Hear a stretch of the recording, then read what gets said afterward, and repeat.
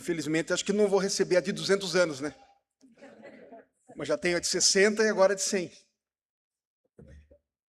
Quero saudar a igreja com a graça e a paz do nosso Senhor e Salvador Jesus Cristo. Agradecer à igreja pela homenagem à nossa família. Estou aqui com a minha mãe, pela graça do Senhor, Dona Dirlene, está aí firme, 87 anos, não é? Com minhas irmãs, a Gracilene e a Débora, meu cunhado Jackson, não é? Vocês sabem quem é o Jackson? É o meu cunhado. Cunhado porque chama-se cunhado, mas ele é meu irmão, não é? Aí a Nicole, a filha do Jackson, o diácono Sérgio também, e com meu filho, conforme já falei, o Pedro, a Isabelle, a Aurora, minha netinha. Cadê o Theo? O Theo está em casa. Olha só, o Theo não quis vir. Aí o Léo, né, o Leonardo, a Hanna e a pequenininha Cecília, não é? Então, louvo a Deus pela vida dessa igreja, agradecemos aí a lembrança, a homenagem, louvamos ao nosso Deus pela vida dessa igreja, onde nós, de fato, aprendemos, né, a servir ao Senhor, onde nós crescemos, onde nos casamos, onde batizamos nossos filhos, enfim, como o reverendo já falou, onde fomos encaminhados também para o presbitério, depois encaminhados para a igreja presbiteriana do Champanhar, onde estamos até hoje, foi aqui por esta igreja, né? E também quero agradecer a presença dos meus queridos irmãos ali da Igreja Presbiteriana do Champanhar, né, o presbítero Eduardo, a sua esposa Aline, acho que está ali o Felipe também, não é? E o presbítero Délio com a esposa, né, a irmã Merileuza. Então, não sei se tem mais alguém aí que eu não estou enxergando, mas agradeço também a presença dos queridos aqui nesta noite. Para mim é uma grande alegria poder ocupar este púlpito, poder compartilhar da palavra do nosso Deus com esta igreja tão amada. Por isso eu convido você a abrir a sua Bíblia comigo, na primeira carta de Paulo aos Coríntios, no capítulo 3, farei a leitura dos versos 5 ao 11. Primeira carta de Paulo aos Coríntios, capítulo 3, os versos 5 ao 11.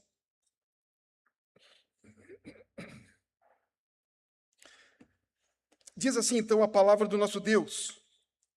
Quem é Apolo e quem é Paulo? Servos por meio de quem crestes, e isto conforme o Senhor concedeu a cada um. Eu plantei, Apolo regou, mas o crescimento veio de Deus. De modo que nem o que planta é alguma coisa, nem o que rega, mas Deus que dá o crescimento.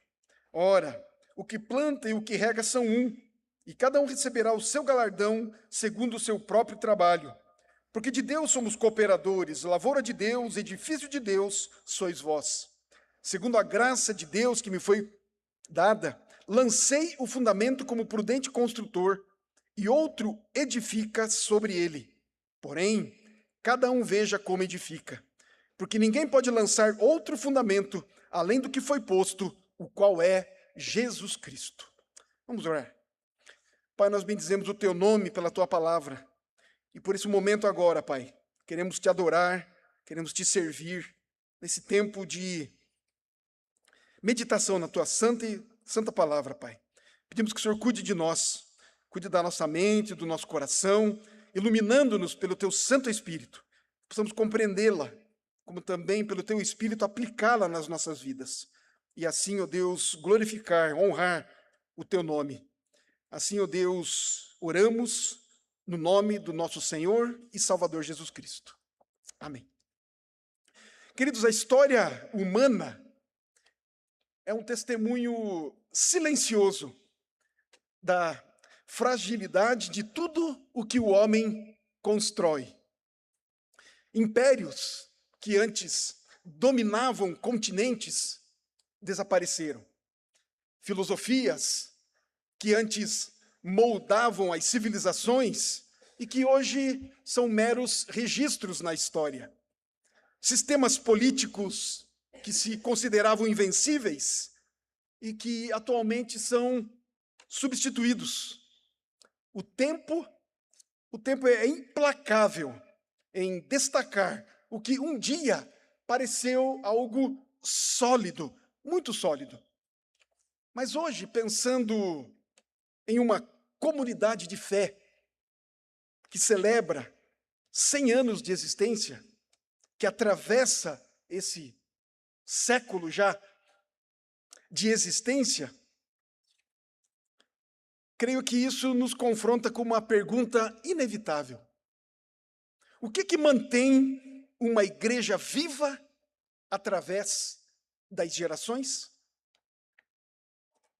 E essa pergunta ela deve ser respondida deixando de lado questões aí sociológicas, institucionais. Eu penso que essa pergunta seja de fato um questionamento, uma pergunta teológica. Porque igrejas são sustentadas para além das estruturas organizacionais. Igrejas são sustentadas pelo invisível. E é exatamente essa questão que o apóstolo Paulo trata aqui na sua primeira carta aos Coríntios, nesse capítulo 3. A igreja em Corinto, ela estava dentro dos seus vários problemas, várias dificuldades, vários motivos de divisão naquela igreja. Ela estava, naquele momento, interpretando a sua vida espiritual a partir de pessoas. Alguns ali estavam identificando, ou se identificando com Paulo. Outros estavam se identificando com Apolo. A igreja ali, havia grupos que estavam dando preferências para um líder, para um pregador, para uma pessoa ou outra. A fé começava a ser organizada, fundamentada em torno de líderes e em torno de algum estilo ministerial. Mas o apóstolo Paulo, iluminado pelo Espírito Santo, ele percebe um problema mais profundo. A igreja estava se esquecendo. A igreja estava deixando de lado o seu fundamento. No verso 5, que nós acabamos de ler, o apóstolo faz essa pergunta, ou estas perguntas: quem é Apolo? E quem é Paulo? Essas perguntas aqui, queridos, respondem sobre as divisões na igreja de Corinto, que você pode dar uma olhadinha lá depois no capítulo 1, no versículo 12, onde os irmãos, então, como eu já disse, passaram a identificar a sua fé a partir de determinados líderes. Eles estavam, então, essa igreja, por ser uma igreja gentia, influenciada pelo costume greco-romano, das filosofias que dominavam aquela região, aquela época, o costume deles era seguir algumas escolas filosóficas e seguir os seus mestres. Era muito comum isso. Sempre alguém, um grupo, seguia um líder, seguia um mestre, seguia um filósofo. Aquela igreja era uma igreja de maioria gentia, gregos, com a mente, então, ainda carregada com essas práticas. E estavam trazendo isso para a igreja. Mas no texto grego, porém, queridos, o apóstolo Paulo, ele não pergunta quem é Paulo ou quem é Apolo, mas ele pergunta o que são aí Paulo e Apolo. Porque o foco deixa de ser a pessoa e passa a ser a função da pessoa.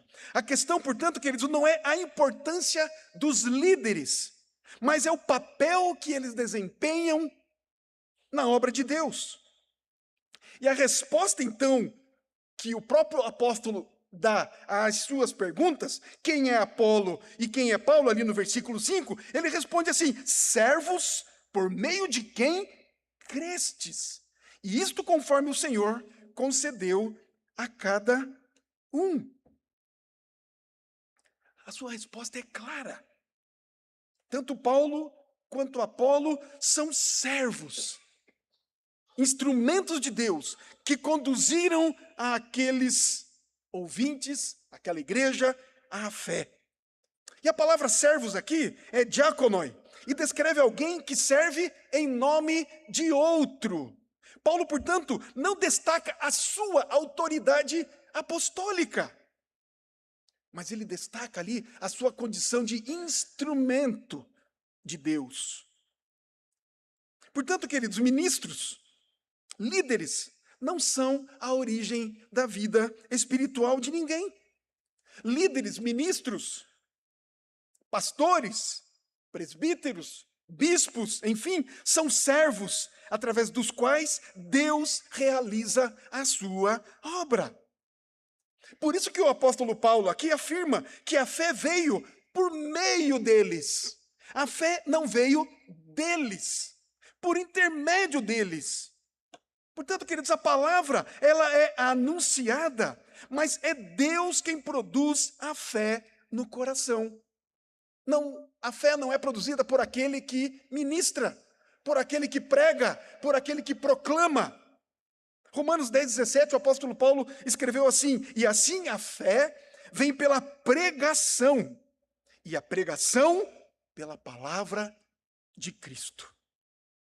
Ele também escreveu em 2 Coríntios capítulo 4, versículo 5, não nos pregamos a nós mesmos, mas a Cristo Jesus como Senhor. Assim, aqui, o apóstolo Paulo, então, ele está combatendo o culto à personalidade.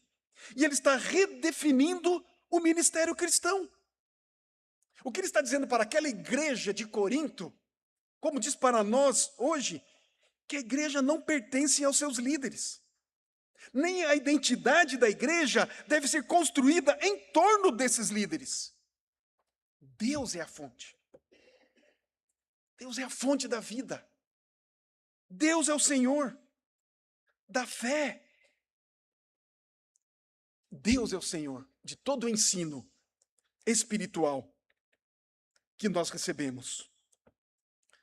Os versos 6 e 7, ele continua dizendo: eu plantei, Apolo regou, mas o crescimento veio de Deus, de modo que nem o que planta é alguma coisa, nem o que rega, mas Deus que dá o crescimento. O apóstolo Paulo aqui, ele mostra para nós a soberania de Deus no crescimento da igreja. E agora ele usa uma metáfora agrícola, não é? Eu plantei, Apolo regou, mas o crescimento veio de Deus. E a metáfora é conhecida de todos nós. O agricultor, ele prepara a terra, ele semeia, ele irriga, não é mesmo? Mas ele não pode produzir vida na semente. Também o pregador não tem o poder de gerar vida espiritual em quem quer que seja. E Paulo, então, aqui reconhece funções diferentes na obra de Deus. Ele plantou a igreja em Corinto, conforme nós podemos ver lá em Atos capítulo 18. Apolo fortaleceu a igreja com o seu ensino. São ministérios diferentes, mas são ministérios complementares. Mas ambos, igualmente, dependentes da ação de Deus. Então, ao afirmar, especialmente quando diz assim, Deus deu o crescimento, ele emprega um verbo grego aqui que indica uma ação contínua. Como dizendo assim, Deus mantém a constância de fazer crescer a sua igreja. Se uma igreja cresce, é Deus quem está dando esse crescimento.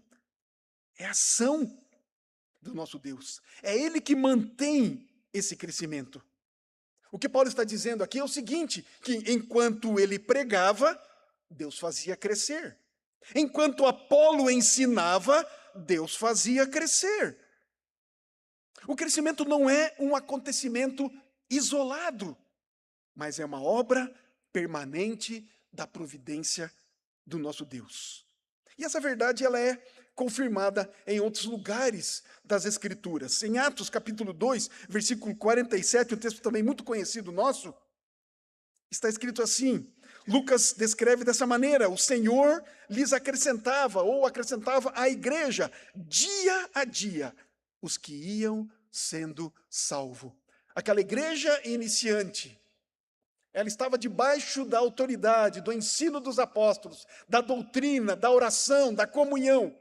E enquanto eles faziam isso, enquanto eles se reuniam, aprendiam, estudavam, ouviam a palavra, o Senhor mesmo ia acrescentando à igreja aqueles que iam sendo salvos.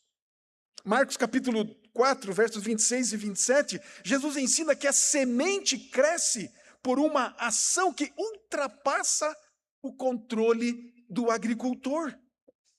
Mas em ambos os casos, queridos, se confirma de que Deus é o autor da vida, da nova vida.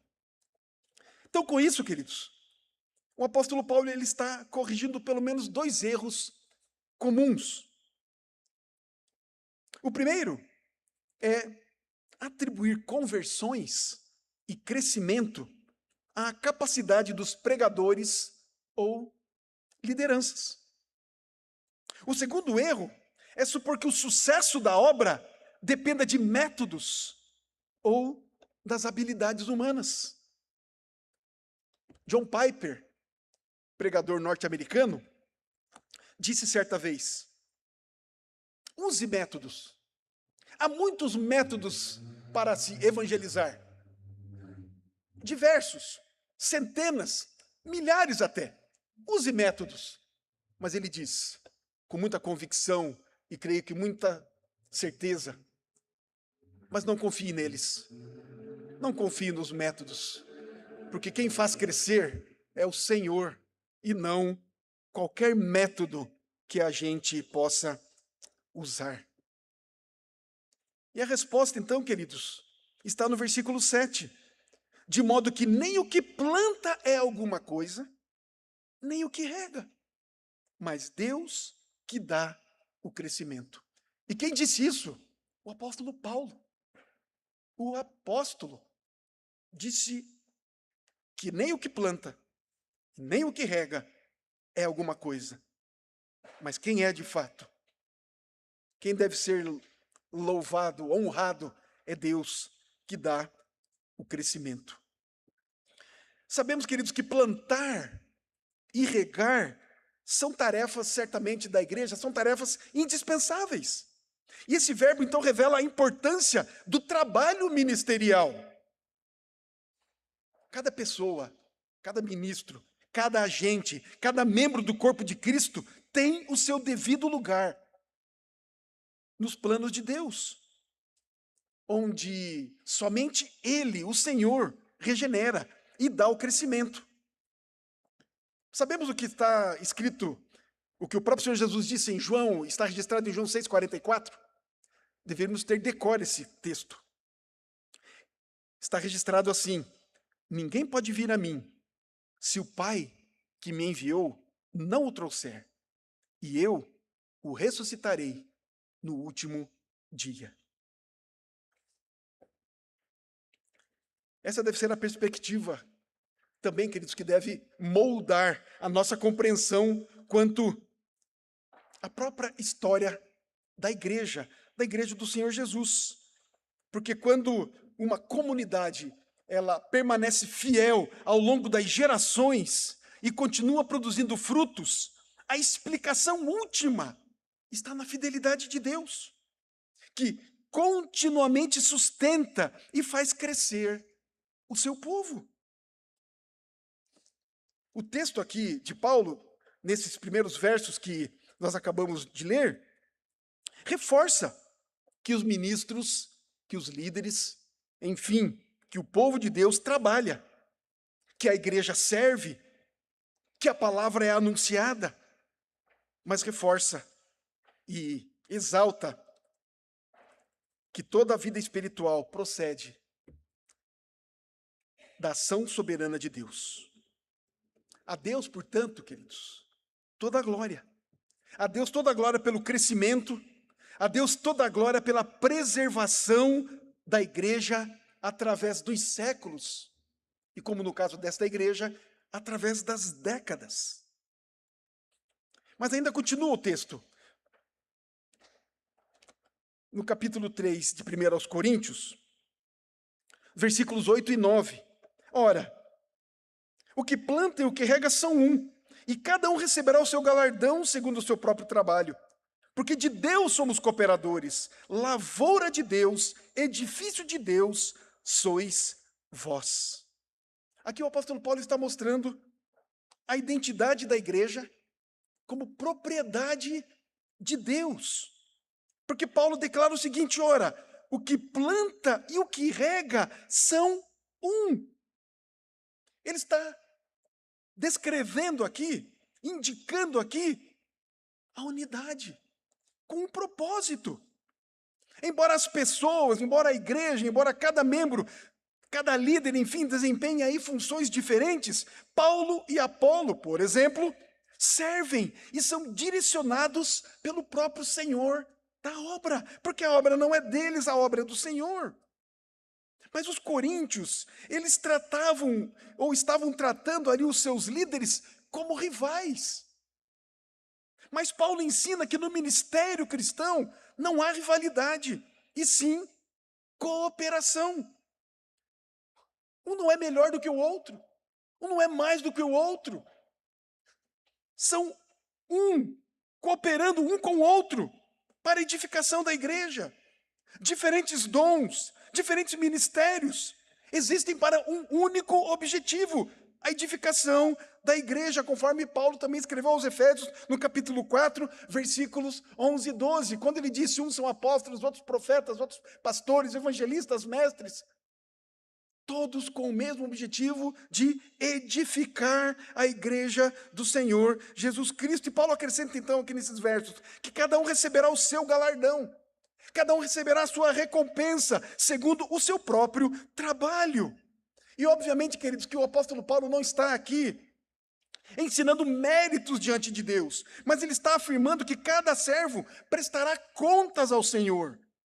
Mas o reconhecimento definitivo virá daquele que conhece a fidelidade de cada servo, de cada ministro, de cada trabalhador da sua obra. Porque de Deus nós somos cooperadores, somos lavoura de Deus, edifício de Deus sois vós. E essa expressão que o apóstolo Paulo usa aqui, ela é linda, ela é bela demais. Somos cooperadores. Que privilégio!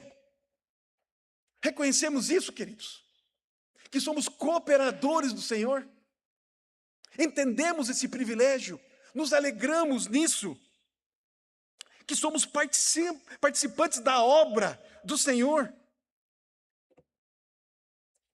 E fazemos isso sem substituir o agir independentemente do Senhor.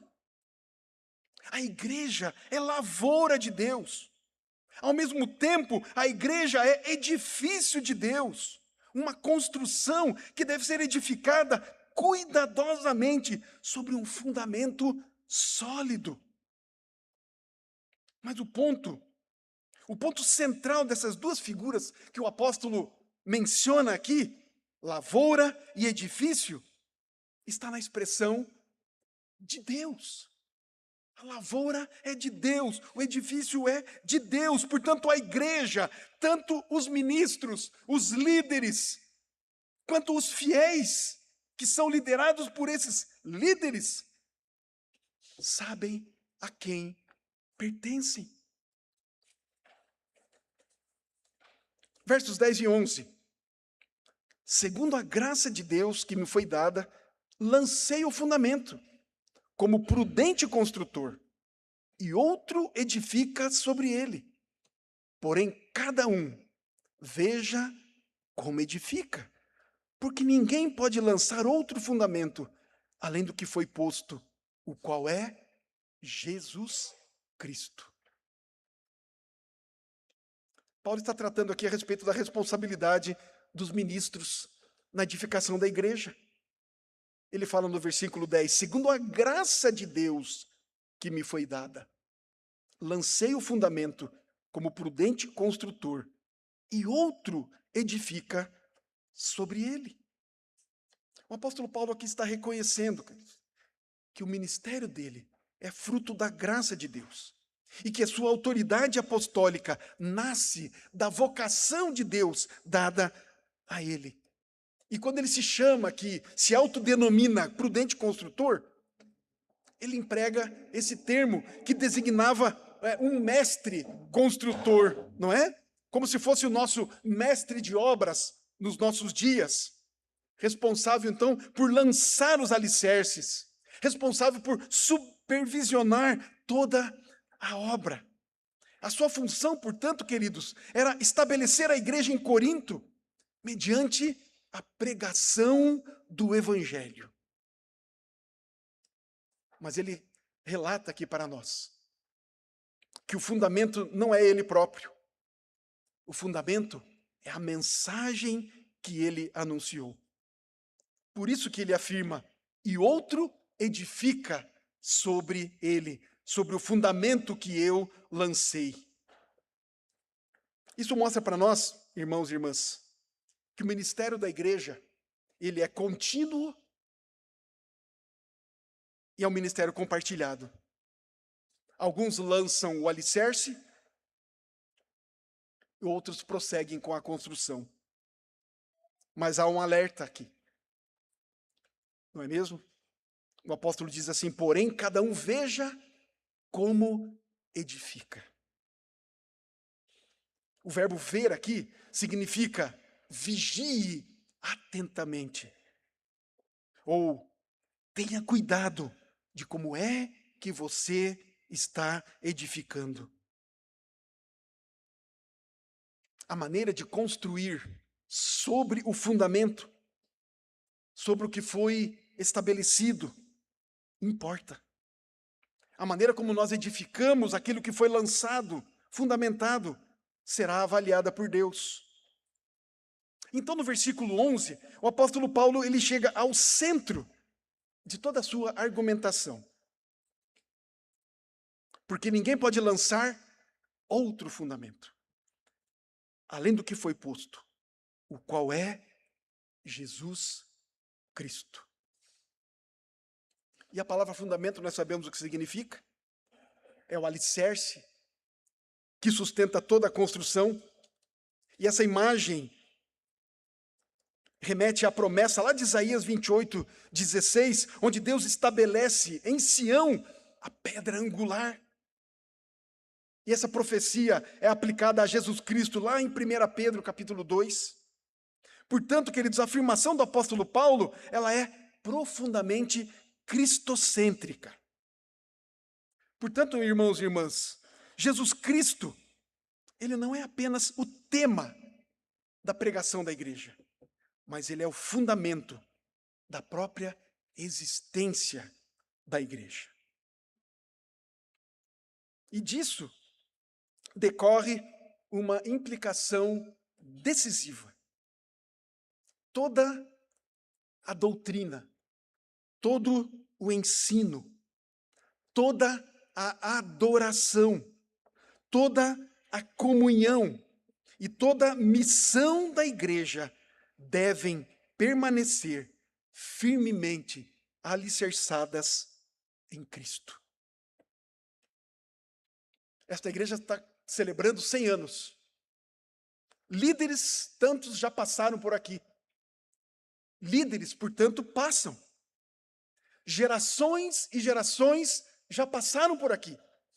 Gerações passam. Ministérios mudam. Mas o fundamento deve permanecer o mesmo. Eu quero encerrar, queridos, com algumas aplicações. Creio que algumas aplicações práticas para nós. Em primeiro lugar,